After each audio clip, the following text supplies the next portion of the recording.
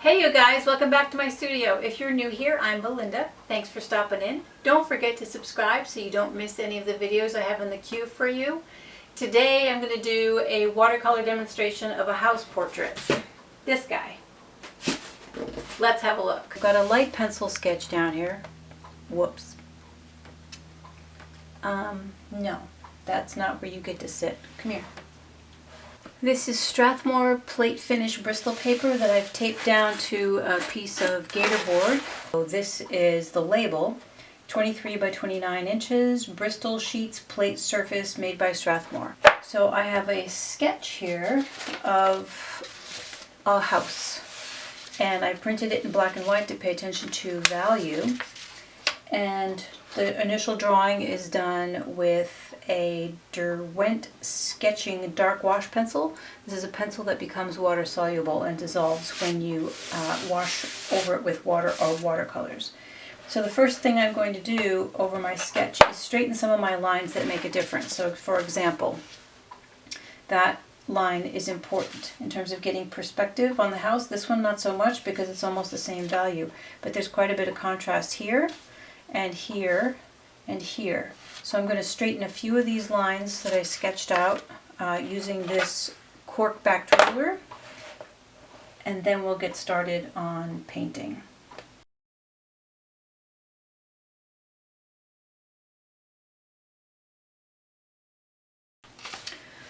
Okay, so before I start with my washes here, I'm going to take a look at where my lightest lights and my darkest darks are. So obviously where the sun is here on the brightest parts of the clapboard on the house, and here are my bright spots. So I won't be putting any paint on that just yet. I may tone it down a little bit later, but for now I'm going to leave it bright white. Next lightest areas, if you squint down, are going to be here, here, here, and some areas in this area here. So I'm going to begin by starting with that mid-tone, and I'm going to put a wash over the whole thing. The brush I'm using is a Princeton Art and Brush Company 3/4 inch flat. This is an inexpensive synthetic brush, and I'm going to, on this butcher block with some water, I'm going to mix up a cool color. Use a little cerulean blue and a little ultramarine. Pretty watery, pretty transparent. And then to that I'm going to add some burnt sienna to make kind of a blue-gray. Soft blue-gray, just a toned down blue basically. Excuse me. A nice shadow color. More water. So one thing you can do when you are painting to find out what color you're going to get on the kind of paper that you're using. I'm not going to keep this part. So here, just for reference sake, let's say I'm going to probably crop this paper right about there. So this will be my test area. So yeah. So it fades out to a nice, very transparent, cool color. Looks more like a blue here, but as it dries and compared to some stronger blues, it'll look gray. So I am going to begin by putting down this color everywhere except for my bright whites. And I'm going to add water. Instead of dipping back into the paint, I'm dipping back into water, because I mostly am just giving myself a value sketch before I start adding pigment. Now I want you to be able to see that this is all dark too, so no need to paint around that or the roof. So I'm laying in this neutral blue-gray wash on everything to create my midtones. And one of the things to be aware of in this plate finished Bristol paper is that it's not meant to be a watercolor paper. This is, I think, I might be mistaken, but it's an illustration paper. It's meant for markers. So as such, the surface area is a little bit fragile. It's not meant for lots of rubbing. So I'm not scumbling my brush. I'm just laying in color and letting it do its thing. In other words, try to lay it down in a single stroke. That might seem hard, but that's one of the reasons that I'm using this brush. It's wider. And you don't have to be fussy. You can be super quick about it. Okay, so you see here, this is all in the dark. So let's bring this down here. That's in shadow. Lower part of the door is in shadow. All underneath the window here is in shadow. But this is bright white right here. So we're going to keep that bright white too.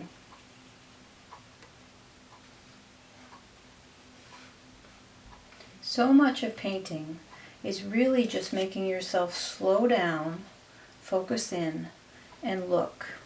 And just like drawing, it's really an act of remembering. I am looking at this shape so that I can remember when I look away from it what it looked like before I start to move the brush. And that is something like anything with muscle memory that takes a little bit of practice.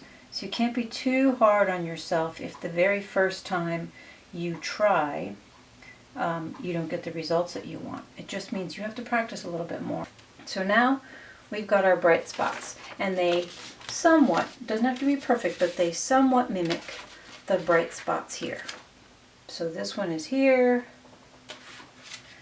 this one is here, and these shutters are super dark, so let's go ahead and mark them. And so is the center of the door. It'll help establish some of the shapes that we're going to be working with. Drag that down, but no rubbing. This one too.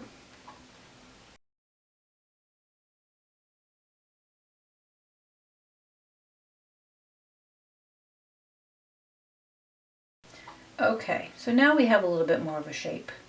So now the next thing we're going to do is mix up a little bit of a darker shade and start laying that in to areas that are a little bit darker, like this. That is darker than that, so let's go for these values that are right in here. And again, I'll test it. So you see how much lighter this has gotten since it dried? This is almost completely transparent in the paint. And here too, don't mess with this stuff. Let it do what it's going to do. That's the beauty of watercolor. You can control watercolor and lay it on thick enough so that it looks almost like oil paint or acrylic, and I've done that and I love it. But sometimes it's awfully fun to let it do its thing. And who knows, maybe none of this will be visible by the time we finish because we'll have so many other layers left on here. Okay, so I'm going to go back to my palette. That is still wet, so I will hold this up. I'm going to go a little bit more blue, a little bit more burnt sienna. I'd like to tell you that there is a science behind the colors I'm choosing here, and there isn't. There is no rule. I am completely goofing off. So I just have a general idea about what I want it to look like, and now randomly I think I want to throw in some red just to warm it up. Ooh, pretty gray. Okay. Test it. Once again, it's about the same value, maybe it's a tiny bit darker, but it's still wet, so who knows, it could turn out to be the same exact value. So now I'm going to add some water and go up here and start working on the roof.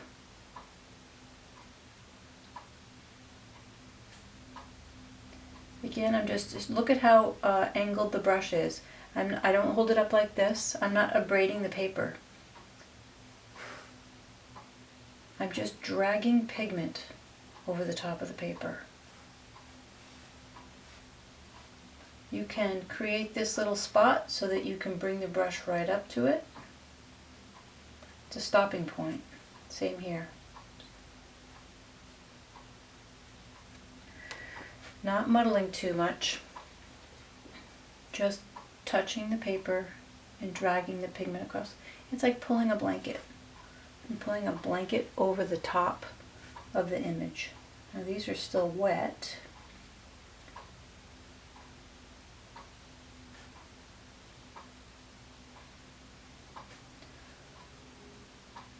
A great little doorknob right here.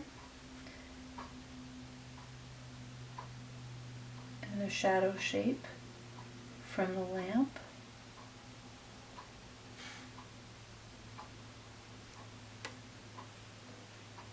Now you don't have to use a flat brush like this. You can use a round, which looks like this. So if you want to be able to get in there and play with details, and at some point I will switch to this brush, but not yet. I don't want to get too fussy. So I'm already starting to see the shape of the house here. And then up here in my photo, this part of the roof line is barely discernible. If you squint, it literally disappears back here amongst the shade trees. So I will include that, but I'm going to avoid the flag here because I think I want that to be a little bright spot of color mostly. So I've got a lot of water on the brush right now, but it's okay.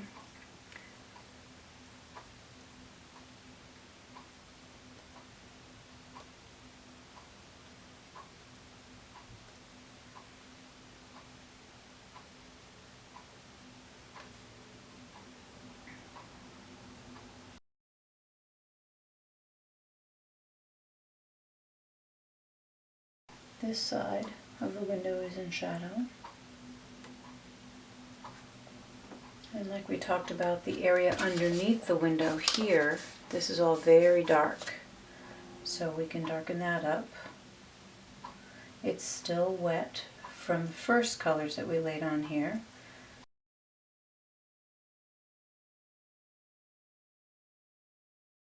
A fun thing to do with your brush, and it's more a technique than anything else, is that when you paint with the tip of your brush, you get a hard edge. When you paint with the ferrule end on this end, you get a soft edge. So, for example, down here where there's hard edges, there's a hard edge. But you see how soft that is? And then if I pull up towards the tip, I've just dragged all the pigment over there. So I'm going to get a nice soft edge on this side and a hard edge on this side. The paint and the pigment is starting to creep in this direction, but it won't go very far. So I did the same thing here. Since I'm not quite positive yet how dark I'm going to bring this in the photo, it's very, very dark. But I might decide to lighten it up and play with some lawn and garden colors in here. So to give myself room to do that, I'm not going to go too dark with this color. So if I did this, I get a hard edge and a flat edge. But if I do this, I'm dragging the color up towards the tip of the brush, and now it's kind of a soft disappearing on the edge, just like it's still doing over here. So use that, use your brush that way when you're trying to conscientiously either keep a hard edge or lose a hard edge.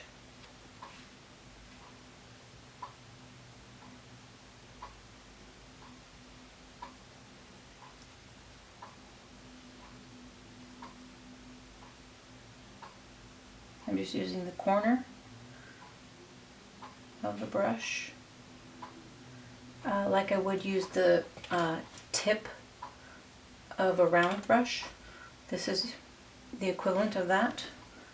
By dragging the pigment across the paper lightly with the brush at an angle, I'm not abrading the surface of the paper too much, and that's important because as long as that plate finish, which was created with a hot piece of metal pressing down on the cotton fibers to make a super smooth, slick finish, this is opening that up a little bit, but not too much. And if I preserve that plate finish and I keep the pigment floating on top, then after it's dry, I might be able to go in with a clean, wet brush and pull out a couple of suggestions of these window panes or some other areas where I want to go back in and highlight. So that's one of the benefits of keeping a light brush and just doing a single stroke on your pigments. So let's see, how am I with my darks here?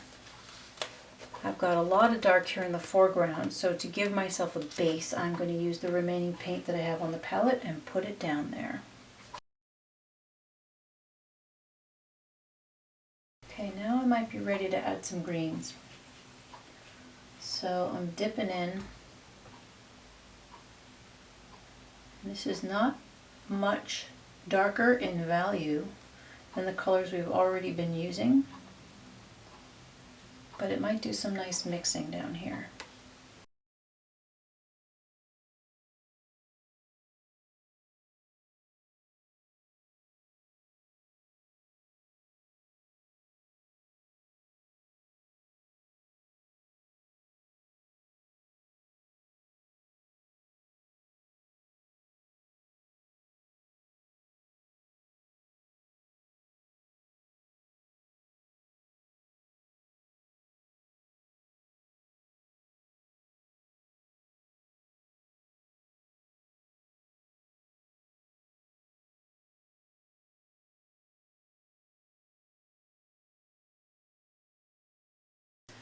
Okay, so I paused for a little bit to give this a chance to dry so that I can check my lights and darks. And one thing I wanted to do is blur the camera on purpose so that we're not going to go as dark as the darkest darks in here. But when you look at the contrast between light and dark here, there's not too much of it. There's a bit of it in here and here, but when I blur the camera,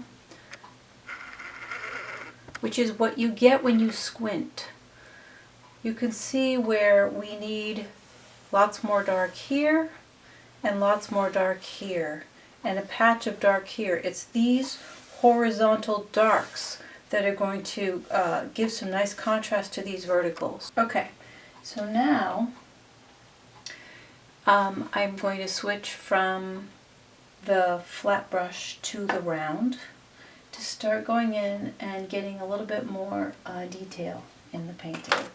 So the round brush that I'm using is a number 12 Rosemary and Company Kolinsky Sable from their series 33.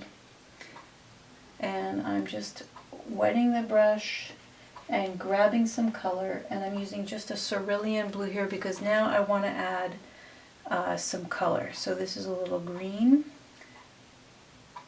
and I'm going to make it a little bit more blue. And I'm not being too careful here. These will just be tints of color. When you're first painting and you get to this point that I'm at where it just looks like a bunch of loosey-juicy paint and nothing's really defined, have hope. You're not finished yet. And this is the fun part where you can put on a book or put on some music and get into the zone of it.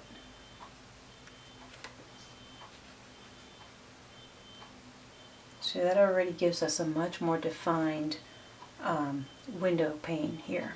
And this blue is now looking sort of like a beautiful aqua color against this dark green, which I think I'm going to darken right now. I don't want to cover it with all the same color. I want to leave a lot of randomness here, the way that you would actually have in nature. Lots and lots of different greens.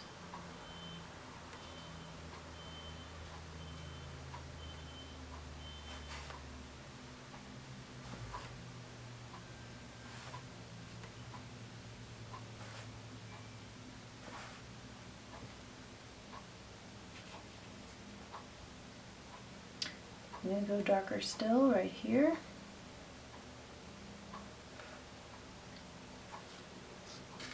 And then I've got a nice dark line underneath the roof.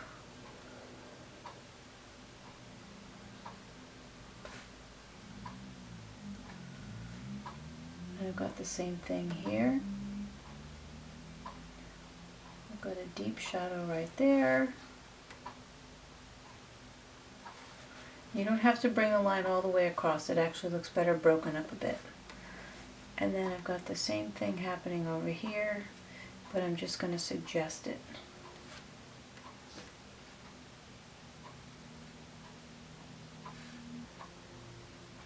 The pillows are not super bright, so I'm just knocking them back a little bit so that they're sort of in the same value range as the darks in the window. So I'm going to let that dry. Now down here, I'm going to play with the garden. I'm going to use some cad yellow because it is a very strong color and it is somewhat opaque. And I'm just going to drop in something to represent a little bit of color. And then I'm going to pick up a little bit of cad red and touch into the yellow here and there. And I'm going to let that dry because what I'll end up doing, since this is so very dark, is I'll paint around it with a dark shade of green.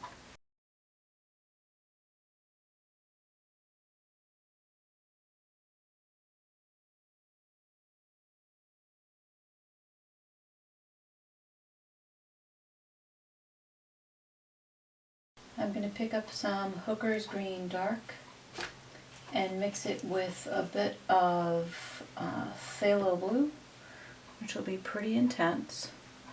And I'm going to draw in this baseline because it'll help add some depth to what we're doing. So I'll probably crop this right about here. So this lowest part does not really matter, but it helps me see how much opacity I'm getting with the paint, so that if I decide that I need more, I can go in and add some more layers.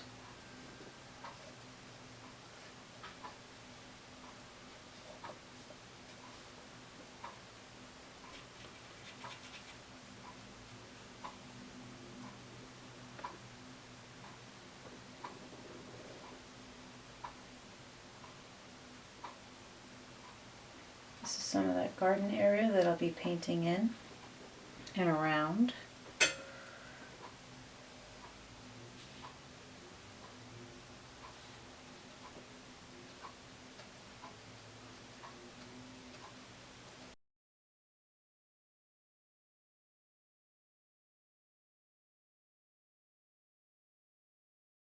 I'm just being random and letting the paint do what it does. Much more interesting to let it fling itself around in the wet part of the paper. You don't have to smooth all this out. Just put the paint down and let it do what it does. So I've got a little flag here, and I think I want to paint some red stripes in there. And I think I'm going to go with the red of the car, which is actually the color that it is in the photograph as well. So let's see. We don't have to follow the photo exactly. We have enough to demonstrate that it's a flag with that. I'll lift a little bit of the paint back out.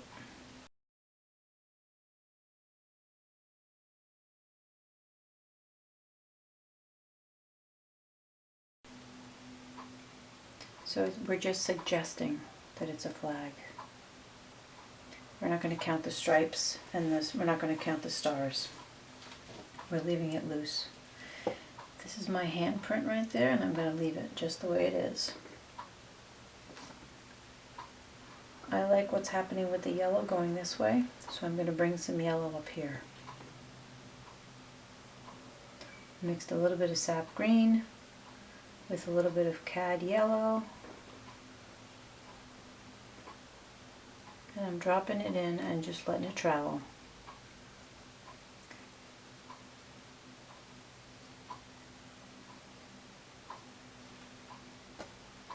This needs to be darker, so let's get some nice rich blue-green going back there.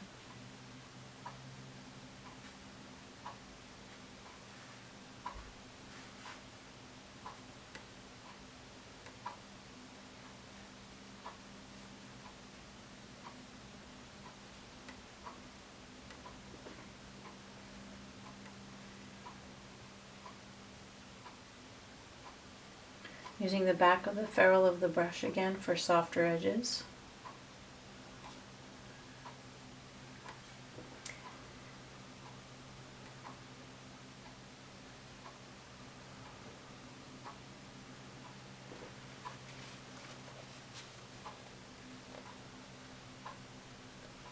And I'm going to suggest some branch work and leaf work with the tip of the brush, but I don't want those areas to be so dark.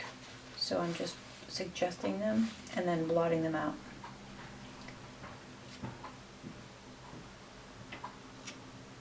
For softer edges. Okay, there's a little hose in front of the house, and I like the shadow that it's dropping, so I'm going to keep that in here. Just a suggestion of it. There's a darker shadow behind. And my door here needs to be quite a bit darker. Except I don't think I want it to be green. I've got so much green going on, I'm going to go with some purple.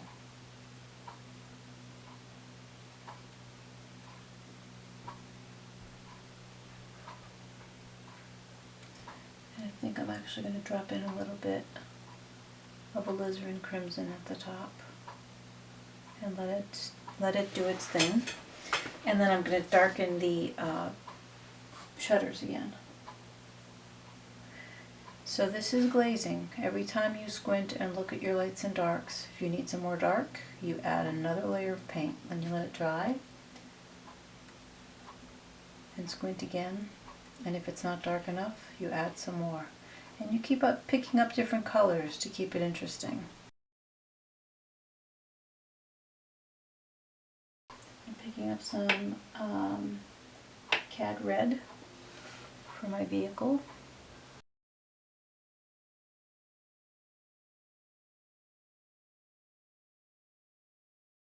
Now the walkway in our reference photo is not as bright as the house. It's made out of some kind of fun slate stone. So I'm going to knock that back with some yellow ochre. When I say knock back, it means I'm making it less bright. Just put a little green in there.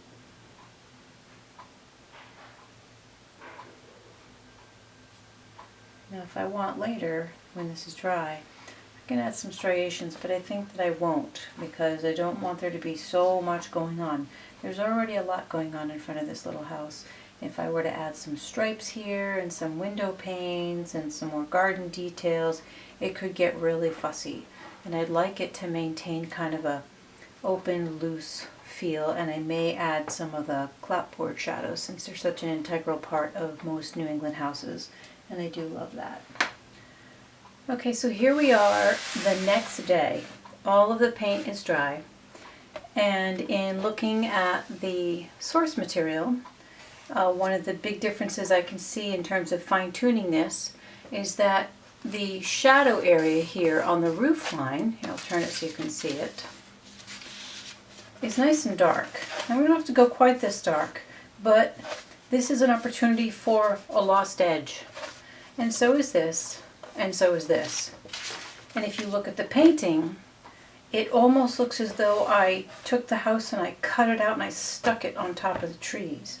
And since I want it to nest into the scene a little bit, I'm going to darken and soften this edge and this part of the roof line, as well as this and this up here too. And like I said earlier, I am going to crop it here, and I will crop it a little bit down here as well. I may drop it a little lower, we'll see. At the end of the video, I will take the camera off the tripod and zoom in so that you can see some of the wash effects in here that we left untouched. We didn't muddle them, we didn't treat this like we were painting a wall. We just let the paint travel and mingle and do what watercolor does, which is so lovely to look at. So let's get started with the next part. I'm going to go back to my flat brush because I'm just going to lay in some big, loose, dark washes, and I'm going to keep them in the cool temperature using ultramarine blue and Viridian Green. And I'm also going to put a little bit of Van Dyke Brown, which is kind of warm, but it's just going to neutralize a little bit.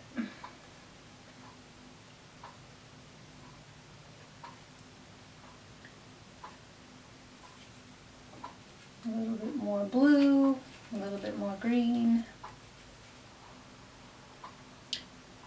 And I'm doing the same thing I did before. I'm using the ferrule end of the brush to pull the paint and then guiding it.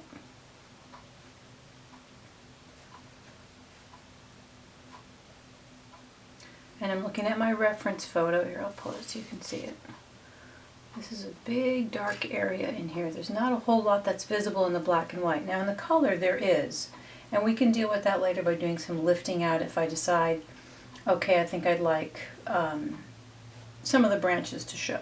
But right now I don't. This is good. Every time you're working on a painting like this, when you come back to it the next day, it could go either way. You could be either super excited about where it's going, or sometimes you can feel like, oh my goodness, I don't even know what to do next, whether you like it in its current condition or not.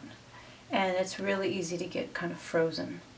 And if that happens, put a piece of tracing paper over your painting, and with a dark pencil, just start playing with what areas you might do. You could have put tracing paper over this and scumbled this a little bit, just to see what it would look like to lose that edge of the roof. I already like that better, the fact that it's dissolving backwards into the trees. So don't abandon the painting because you don't know where to go next. Play with it. Use tracing paper. Make a scan of the painting if you have access to a scanner, or take a picture of it with your cell phone, and then look at it as a thumbnail. Look at it small, either on a computer screen shrunk down or on your cell phone. Look at it small. And often that size, that thumbnail, will reveal to you some of the details of what you might change or what you might leave alone. You may discover that, it's done. You can just leave it. But doing that helps. You could also play with it if you're familiar with photo editing software like Photoshop, you can play with it in Photoshop so that before you dive into the actual painting, I'm just rewetting these edges so that they'll travel a little bit. So that before you dive into the painting which you spent, yesterday working on, you can test some of your ideas and your theories digitally before you break out the paints and start doing it on the actual painting. The other option is you can just wing it. You can just grab your paint and start throwing it around. Follow your hunches. If it doesn't work, oh well, paint it again, or ditch it and start something new. But there are lessons to be had either way, so it's always worth it to finish the piece. Don't leave it unfinished. If the thing that's stopping you from painting or finishing a painting is intimidation, get in there and chew on that. Don't let the intimidation rule or make decisions for you about not finishing a painting. Take that apart, figure out what it is, and start putting into practice some methods for understanding what it is you could do and what it is you're leaning towards, so that you can keep going. At least in the worst case scenario, the painting doesn't come out very good, but you finished it, you learned, so that the next one that you do will be far better.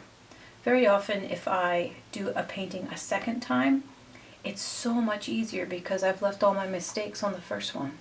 So you just dive in, take a deep breath, and have at it, and have fun with the pigments.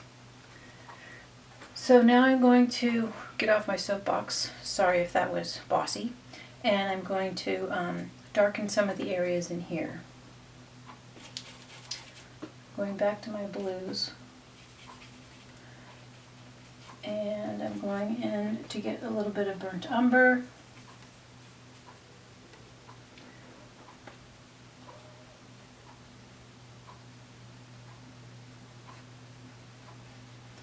And I know that there's some shrubbery here in the garden that's casting a shadow. And even though it doesn't, I'm going to take it all the way across. While you're painting, if you have any questions, feel free to fire them off, put them in the comments below, or leave something on my blog.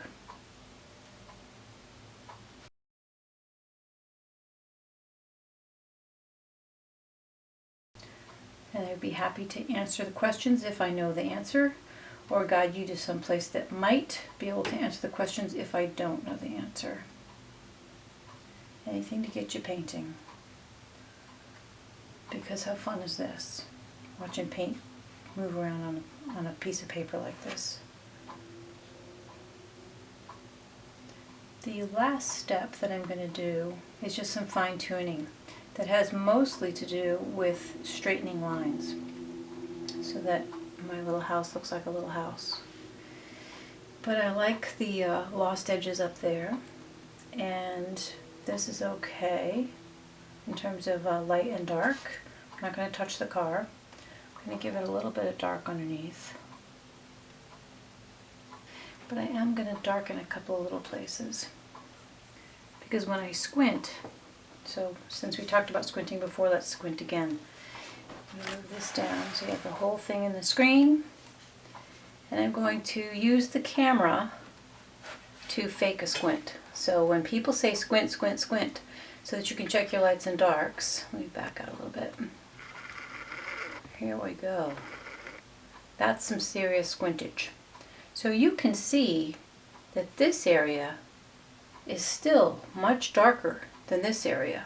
So if I want to duplicate the look of the light on this particular day, I should probably darken my roof line. Same goes for over here. This is all very dark. Over here it's very light. The foreground of the lawn is much darker in the photograph than it is here. So I could darken or not. Since it's in the foreground, it's a little closer to me, so I may leave it as is. So that's what squinting does. You can check your values really well when you're not being fussy about individual things, blades of grass, doorknobs, shutters, window panes. All you're looking for is passages of light and dark. So give that a try with your eyes by just squinting down hard. Now I had a lot of people that asked for real-time video, not the sped up kind that you can watch in 5 minutes. And if you are one of those folks that would like to see those, leave me a message in the comments and let me know.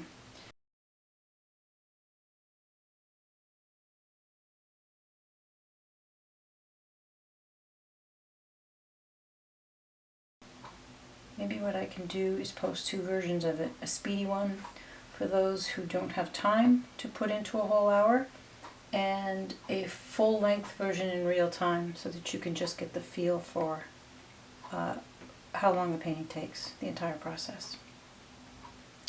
Okay, so that's a little darker. When I squint down, that looks a little better.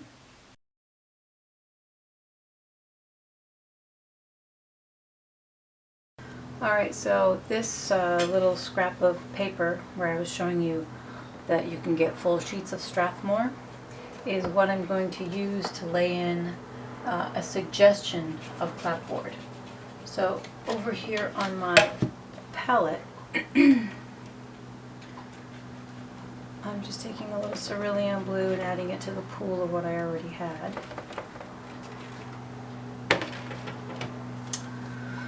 And then I'm going to use the torn edge of this paper.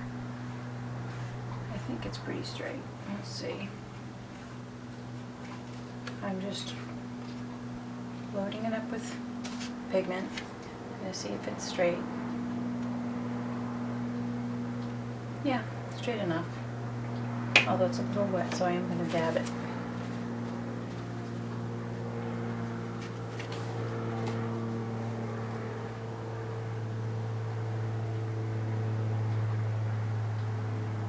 Sorry for the airplane noise. I have the window open because it's hot today. So I'm just using the edge of the paper where it's torn, and there's enough pigment on there. If it starts to get in the way, you can roll the edge up.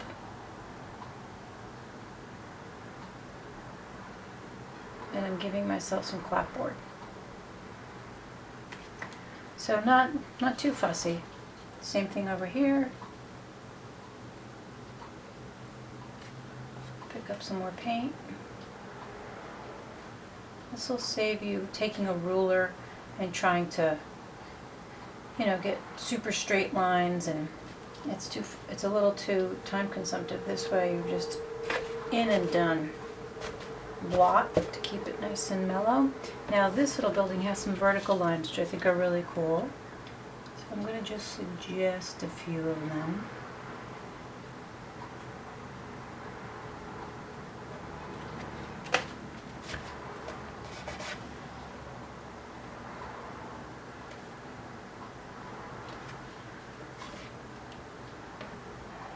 There, good enough. And now I think what I'd like to do is, this is a craft brush. This is a Princeton art and brush company, and it is a number 5. No, this can't be a number 5. Yeah, I guess it is a number 5 flat. I'll put links to all of the supplies that I used in the Show More section, which is just underneath the video window, but it's clickable. You have to click it to open it up. So I'm going to use clean water and a paper towel to see about lifting, to see how lifting is going to work on this. So I want to clean up some edges.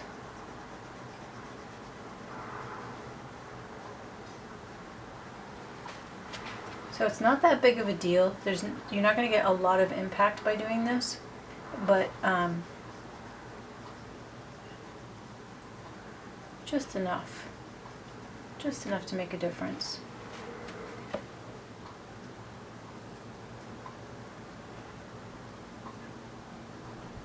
I'm just suggesting shutters. I'm not going to go in and do every single louver on the shutter.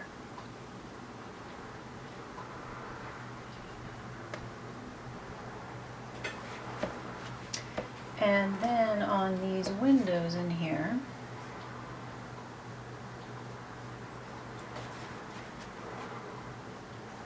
I'm going to again just suggest, I'm not going to put every window pane.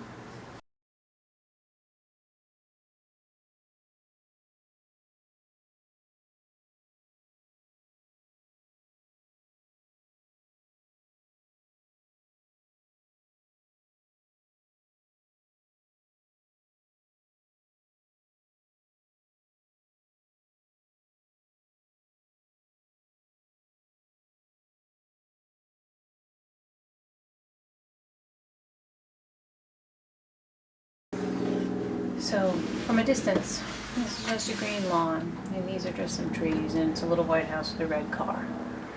There's all kinds of other colors down here that are so fun to look at. So the trick is to let them be, to put them down and leave them alone. The last thing I'm going to do is talk about cropping. So as I mentioned, I'm not going to leave quite so much foreground in here because it's too even. So when I look at it this way, I can kind of gauge, and I'm thinking somewhere in here might be about what I do for the final piece. So from here to here. So that's it. Leave me some comments and let me know what you think, or if you have any questions. Thanks for watching. Bye. So that was a little house portrait done in watercolor. If you have ideas about what else you would like me to do as a demonstration on video, please leave me a comment in the comment section below. And if you have any questions as well, leave those. There's a Show More section beneath the video window that's gray. When you click on it, it opens up a whole other window that'll show you all the links to all the supplies that I used in this video if you're looking to supplement your own art supplies. Feel free to share this video with a friend. Leave me a thumbs up if you found it helpful so I have some feedback. And don't forget to subscribe so that you don't miss anything that I have in the works for you. Thanks so much for stopping by today. I hope you're making something, and I'll see you in the next video. Bye.